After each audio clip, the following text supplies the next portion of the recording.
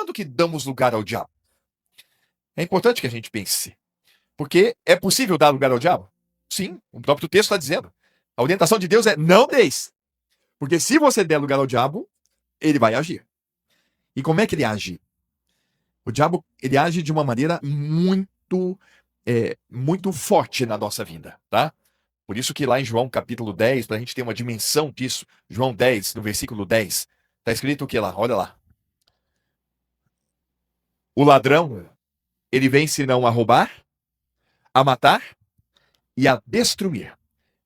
Aqui, muitos estudiosos da Bíblia apontam que o ladrão aqui é o diabo, coisa que eu também acredito. Eu entendo que o ladrão é aquele que vem para roubar e matar e destruir, e essas características nós vemos plenamente naquele que é o inimigo do próprio Criador. É aquele que é antagônico a Deus.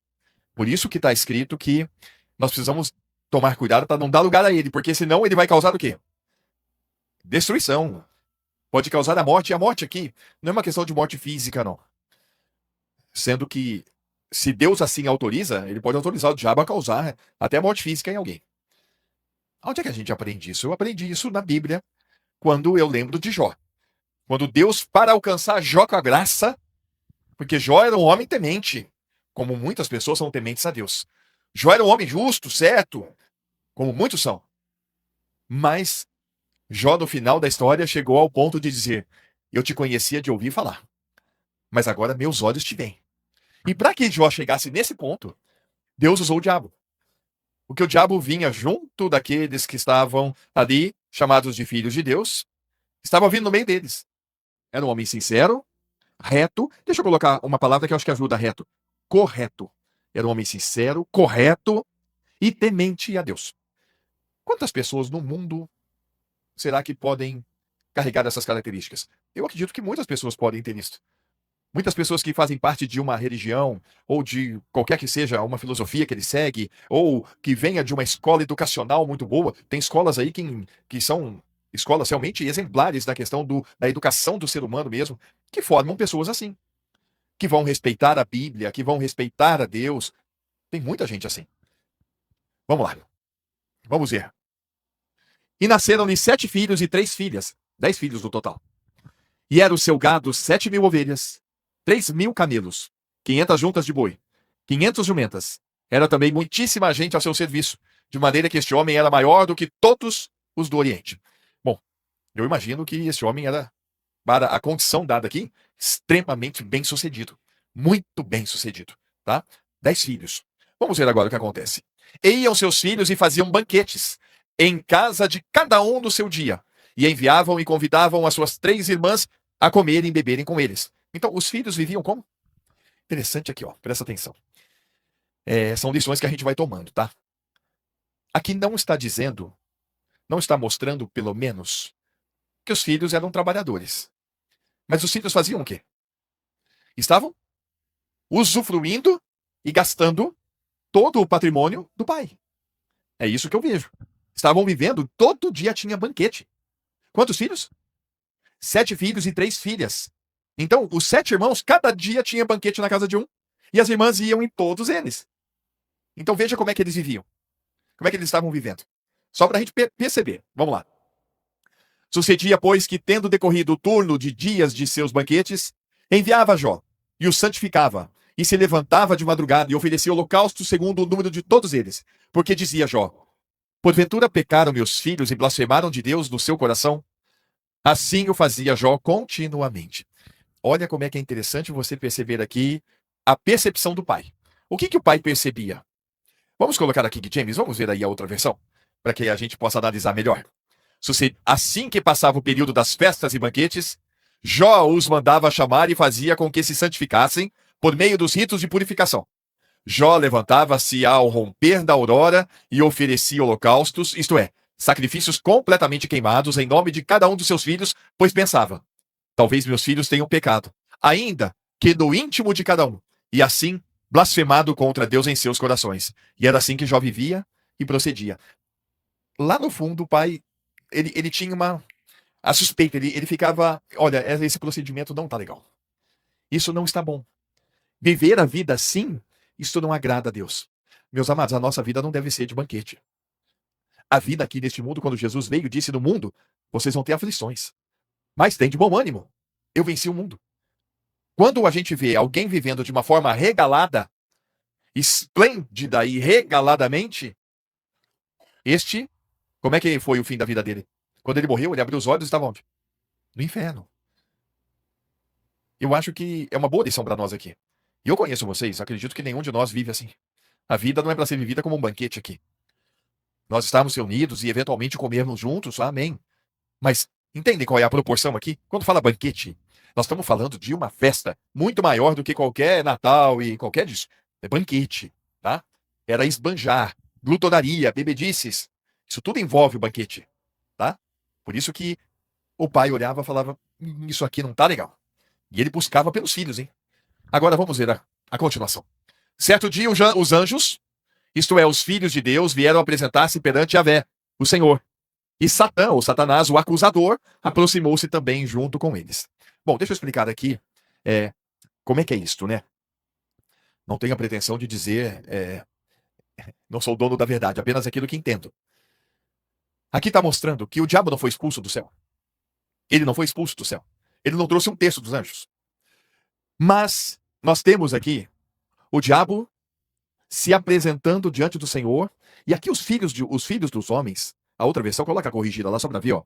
Aqui fala os anjos, são os filhos de Deus. Bem no dia em que os filhos de Deus, os anjos em alguns momentos nas escrituras também são chamados de filhos de Deus, tá? Então, quando isso aparece, dá a entender que o diabo, mesmo tendo sido expulso do céu, ele pode e se apresenta diante de Deus. Porque lá em Apocalipse fala que o acusador fica dia e noite acusando diante de Deus os filhos de Deus aqui na terra. Olha lá o que ele está fazendo. Então vejo que ele tem um acesso que eu não sei como é que é isso, mas aqui mostra isso. Mostra isso. Mas o mais importante é o decorrer da história. Então, quando os anjos foram lá se apresentar diante do Senhor, e veio Satanás no meio deles. E agora vamos lá. Então o Senhor disse a Satanás: quem que começou a conversa? Deus tinha um objetivo. Qual que era o objetivo? Jó. Era alcançar Jó. Deus teve um objetivo para alcançar você. É assim que eu aprendo. Porque eu não sei qual é a tua história, mas a minha história, olha, é pela graça e um milagre divino ter me alcançado. Porque onde eu estava, onde você estava, tá? Cada um de nós, onde é que estávamos? Ele estava confortável, hein? Que vida, olha, os filhos, não tinha problema de dinheiro, banquetes e festas. Quem que não gosta de comer bem? Eu gosto. Eles viviam assim. De onde vens? Primeira pergunta que o Criador fala: mas Deus não sabia? Claro que sabia. Mas é para deixar registrado para nós. Da onde que você vem? Satanás respondeu ao Senhor e disse: de rodear a terra e passear por ela. Vamos ver aqui, King James. De rodear a terra e passear por ela. De perambular pela terra e ir e vir pelos caminhos do mundo. Quem é o príncipe deste mundo? Ele roda a terra toda. Caminha em todos os lugares. Ele sabe tudo da tua vida. Mais do que você imagina. Por isso que não tens lugar ao diabo. E nós vamos aprender como fazer isso. Mas aqui eu estou vendo como é que Deus usou o diabo, o seu arqui-inimigo. Ele usou ele. Para fazer o quê? Verso 8. Indagou-lhe então Yahvé: observaste o meu servo Jó? Em toda a terra não há ninguém como ele. Ser humano íntegro e justo, que ama e teme a Deus e se desvia do mal. Guarda essas características, porque nós vamos encontrar essas características em muitas pessoas na terra. Homens tementes a Deus, íntegros, honestos, corretos, justos. A única coisa que não está escrita aqui é o que é? Viste o meu filho? Esse aqui é meu filho, não é filho. Olha a diferença. Ele conhecia, Jó conhecia Deus de ouvir falar. Conhecia mesmo. E Deus olhava para Jó e falava: esse homem é íntegro. Esse homem é honesto. Esse homem é correto. Ele me teme. Ele me ama. Mas ele não nasceu de novo. Agora, olha o que Deus permitiu acontecer na vida deste homem. Diante dessas palavras, Satanás contestou a Yahvé, questionando: será que Jó teme a Deus sem outras intenções? Volta a corrigida lá para mim.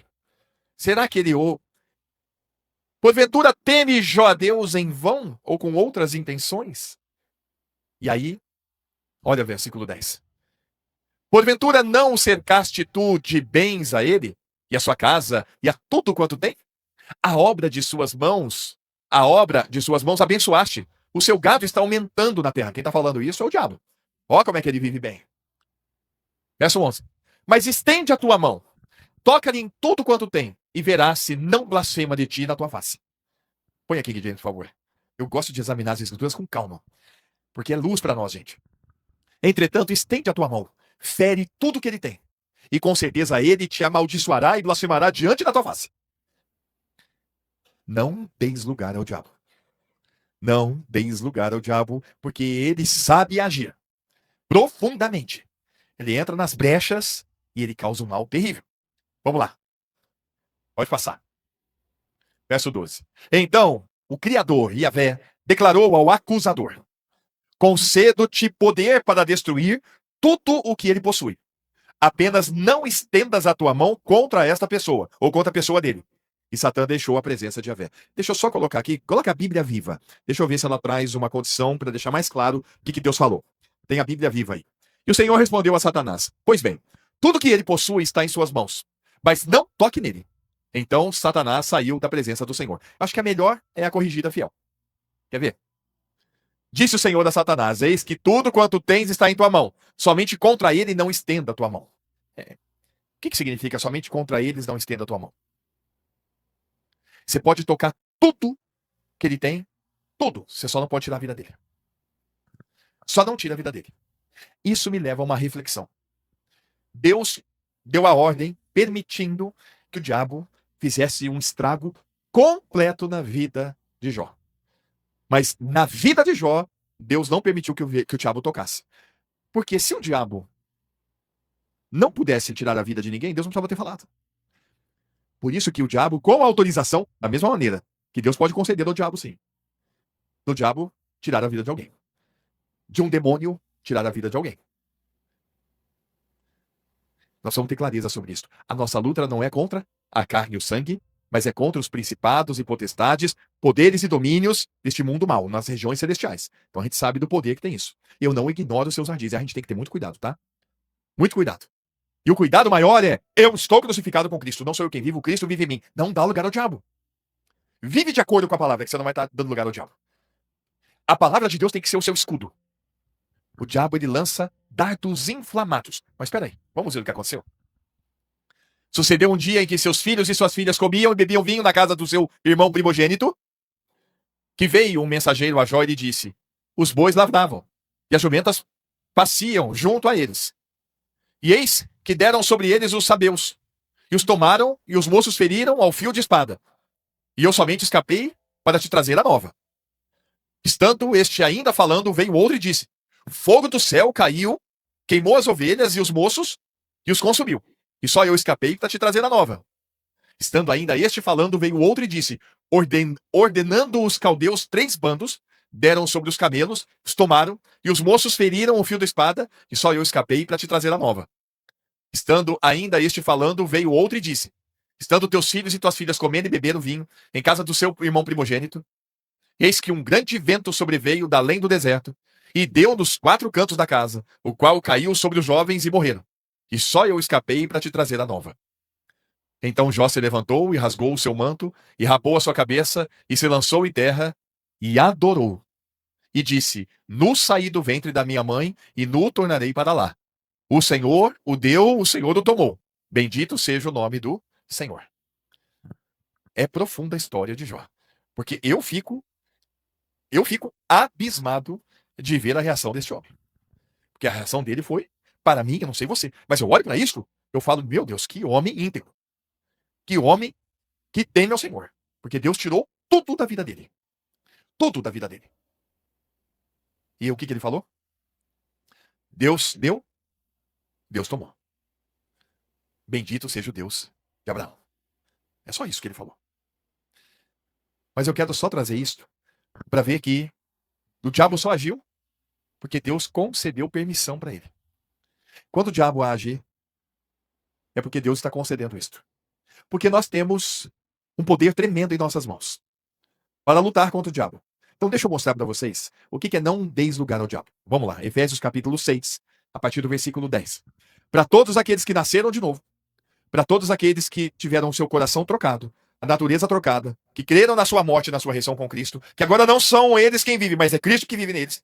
Para todos nós que estamos em Cristo, esta é a orientação de Deus.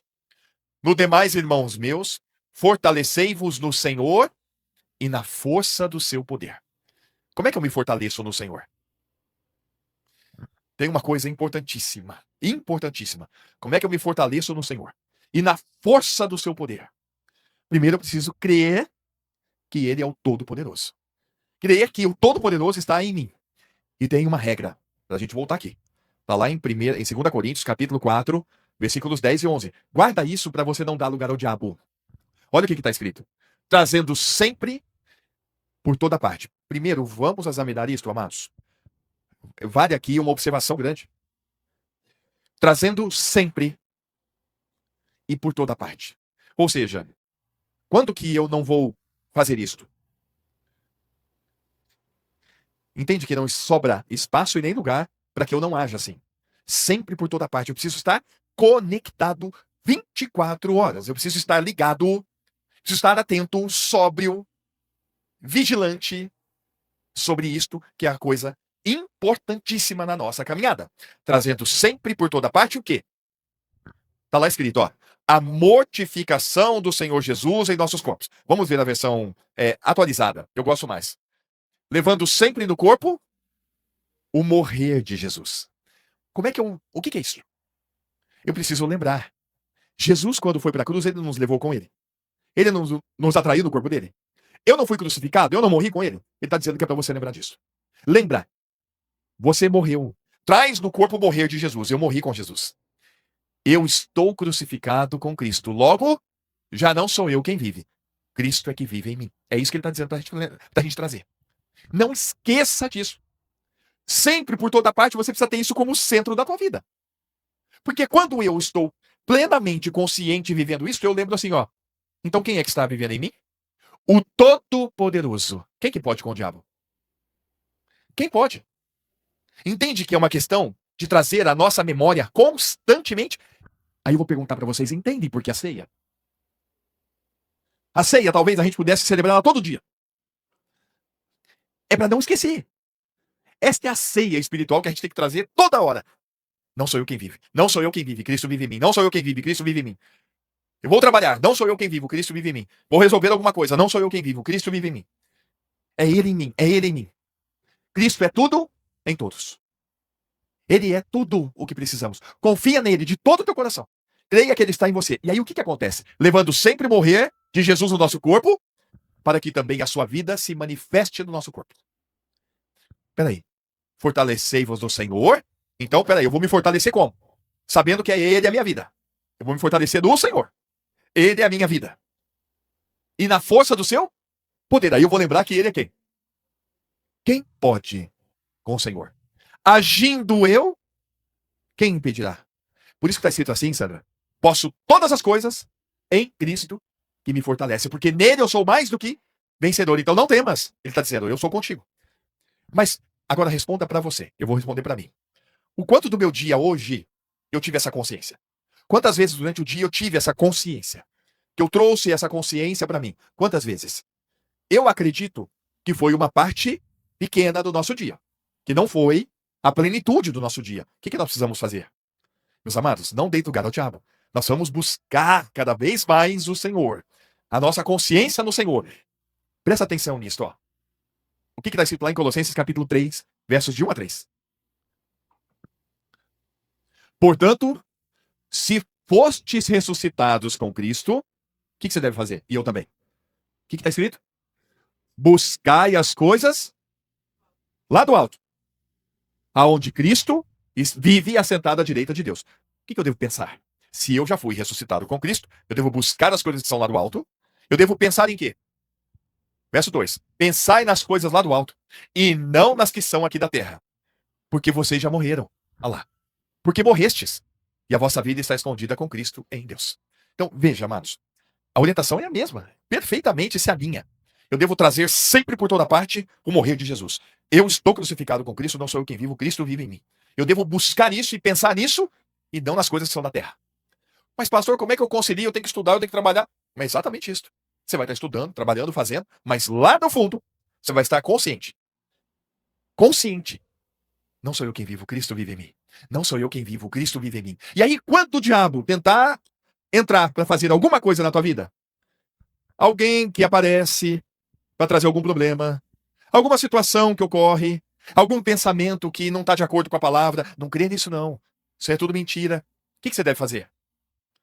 Quando você está consciente disso, você conscientemente deve fazer assim. Está expulso em nome de Jesus. Você às vezes não precisa nem falar porque você está vendo a pessoa agindo ali, mas lá dentro você está em oração. Está expulso em nome de Jesus. Eu estou crucificada com Cristo, não sou eu quem vivo, Cristo vive em mim. Meus amados, eu vou dizer uma coisa a vocês. Eu desafio qualquer um. Se você fizer isso, com consciência e com a fé na palavra de Deus, se o diabo não vai ter lugar na tua vida. Ele não tem. Ele não tem. Ele pode tentar, por isso que ele é chamado de tentador. Ele tenta, mas ele não vai conseguir. Não deis lugar ao diabo. Agora, se eu estou fraco, se eu não estou nem lembrando disso, eu estou no meio de uma situação e eu não paro nem para lembrar quem é você. De repente você começa a agir, não orou, não está lembrando, está no meio de uma situação. Eu já pude colaborar com alguns irmãos que quando eu me contou o problema, mas você não parou, não orou, pastor, eu nem pensei nisso. E tá tudo bem, eu sei que não é fácil. Quando dá lugar ao diabo é complicado. Mas nós somos chamados aqui à maturidade, a crescermos, a sermos maduros, para que a gente possa enfrentar isso. Então vamos voltar lá em Efésios, no capítulo 6, verso 10. Fortalecei-vos no Senhor e na força do seu poder. Revesti-vos de toda a armadura de Deus, para poderdes ficar firmes contra as astutas ciladas do diabo. O diabo ele vai agir para que você não creia. Ele vai agir para que você não tenha o desejo de congregar. Ele vai agir para que você fique desestimulado a participar dos cultos e da igreja. Ele vai agir para que você não tenha o desejo de ler a Bíblia. Ele vai agir quando você olha para a Bíblia e acha que é muito difícil. Ele está agindo. É a função dele. Nós temos que ter clareza sobre isso. Essa é a batalha. Ele está agindo quando os problemas chegam. Relacionamento com os filhos, problemas externos que chegam dentro de casa. Ele está agindo. O que ele fez na vida de Jó? Vocês perceberam ali? Foi uma, não parava o primeiro de falar, já vem o outro. Foi uma atrás da outra. Acabaram com tudo. Com tudo. Inclusive, é interessante que aí é uma coisa que me pega, porque realmente está escrito lá. O que matou os filhos? Hã? A casa desabou porque veio um vento muito forte. Caramba, então quer dizer que tem uns ventos aí que Deus permite que o diabo mande? Olha como é que é estranho. Só tô colocando uma pimenta aqui pra gente pensar, tá? Mas eu quero crer que isto, eu olho para toda essa parte de manifestação da natureza, eu sempre vejo uma coisa, pode até ser o diabo, mas está concedido por Deus, então eu dou glórias a ele. Porque ele é o Criador, ele que tem o poder. Por isso que, por exemplo, as taças da ira de Deus, elas vêm também por meios malignos. E Deus permite, que venha, morre um terço queima, não sei. Você viu que choveu fogo do céu? Então, são coisas grandes, gente. Presta atenção, porque isso, a gente olha para isso, acha que está muito distante. Ele está aqui agora, gente. O que ele faz na Terra?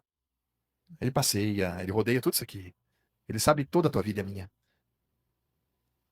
Mas quem é que selou cada um de nós com o Espírito Santo? E uma coisa eu vou dizer para você precisa ter consciência disso. O maligno não me toca. É simples, Imagina que eu não posso tocar em você. Eu não vou tocar em você. Mas eu posso te causar mal sem tocar em você? Se eu posso. Entende? Se eu começar a gritar com você, acho que você vai assustar, não vai, André? Eu não vou tocar em você. Mas eu posso lançar muita coisa sobre a tua vida. Sabe? Eu posso usar outro, chegar no ouvido, isso aqui falou mal de você. E de repente já causa um problema. Olha, a gente tem que estar atento. Ele não toca, mas ele pode estar fazendo isso. Esteja atento na tua vida. Esteja atento. Vamos lá. Efésios capítulo 6. É isso. O versículo 11 mostra que a gente deve se revestir da armadura. Agora o verso 12. Porque a nossa luta não é contra a carne e o sangue. Ou seja, a nossa luta não é contra seres humanos. Não estamos lutando contra seres humanos. Mas a nossa luta é contra quem? Principados e potestades, os dominadores deste mundo tenebroso, as forças espirituais do mal nas regiões celestes. Amados, me perdoem, eu não estava programado isso não, tá? Mas a gente tem que ter clareza das escrituras e saber o que acontece na nossa vida. É bom que você esteja aqui hoje, é bom que você esteja ouvindo aí. Você sabe que a gente aqui exalta o Senhor e vamos continuar exaltando Ele. Que nós vamos sempre apresentar quem para o diabo? É o Senhor. O que Miguel falou quando ele estava lutando com o diabo do corpo de Moisés? Quem lembra? Ah lá. Contudo, o arcanjo Miguel, quando contendia com o diabo e disputava a respeito do corpo de Moisés, não se atreveu a proferir juízo infamatório contra ele. Pelo contrário, disse: o Senhor te repreenda. O Senhor te repreenda. Quem é que está em você?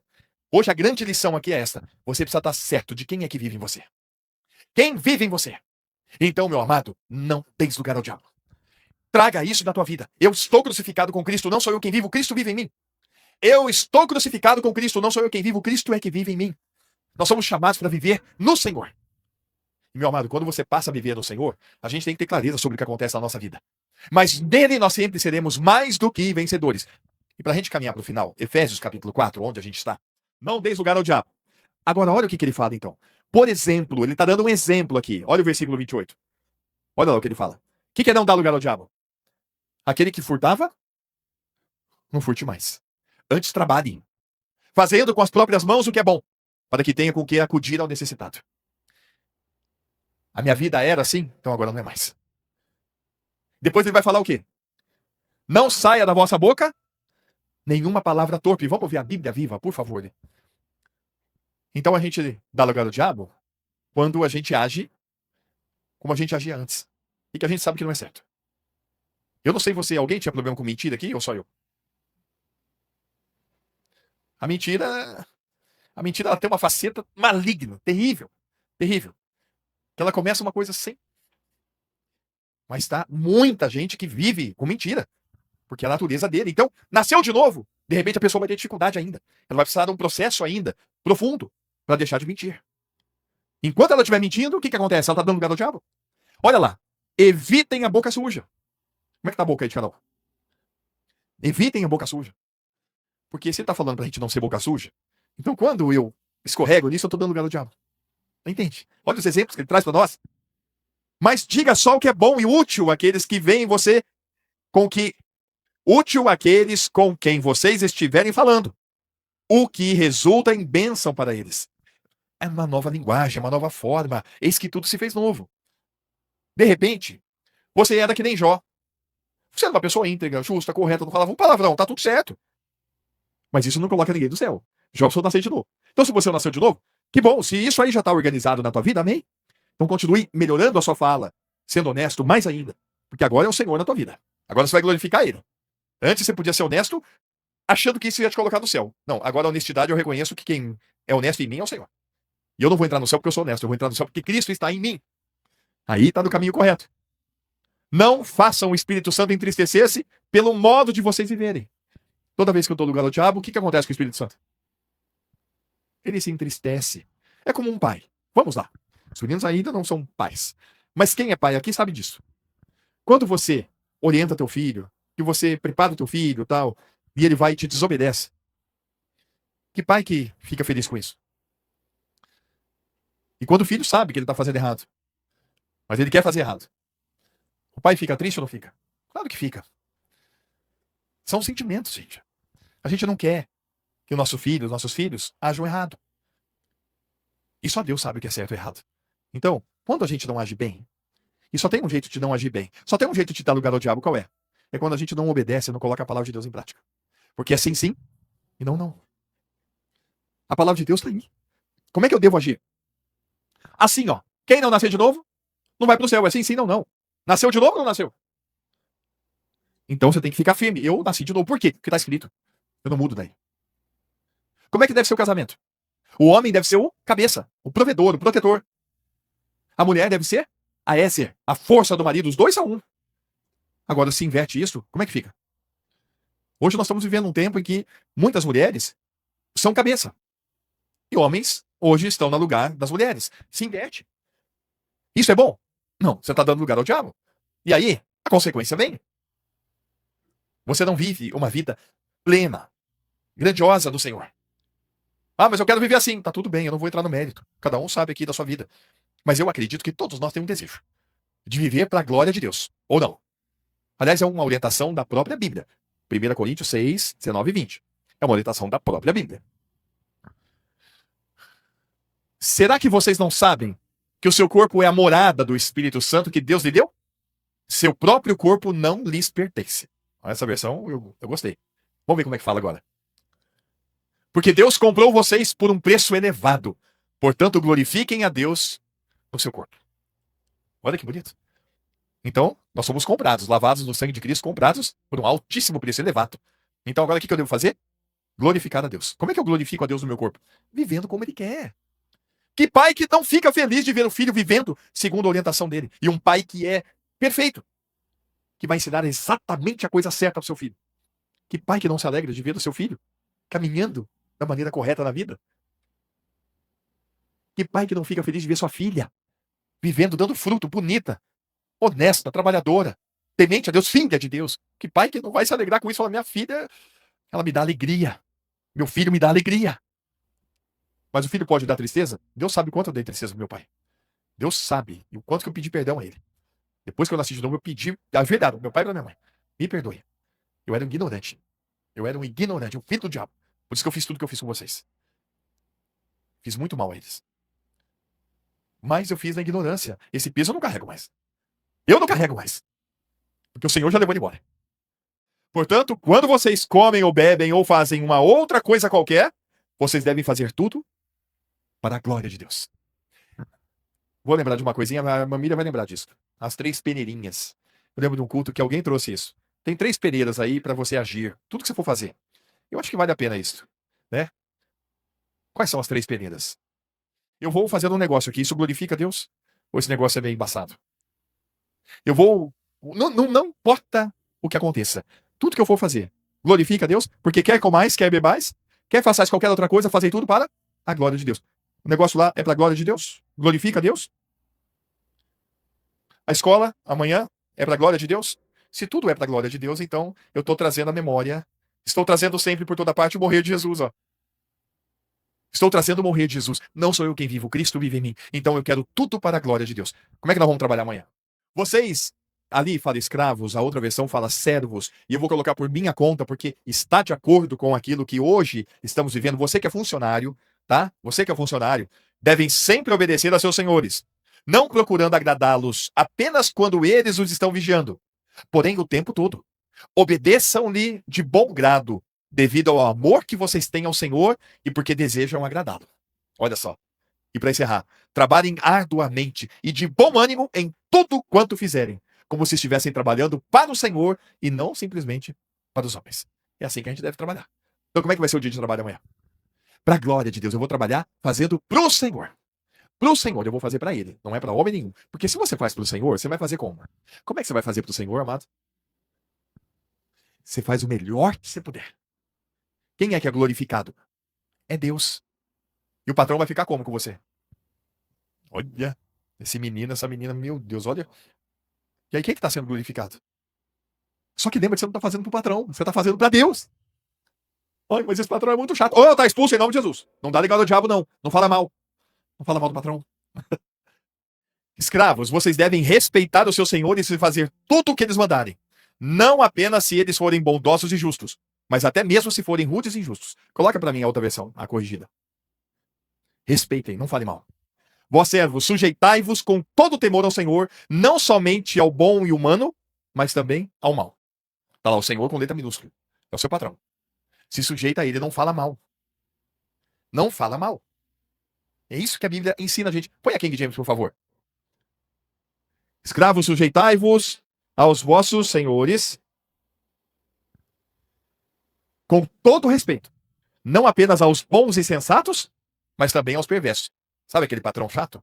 Tem patrão perverso? Quem já teve um patrão perverso aí? Ou só eu? Eu já tive. Já tive. Pessoa que queria o mal. O que eu devo fazer?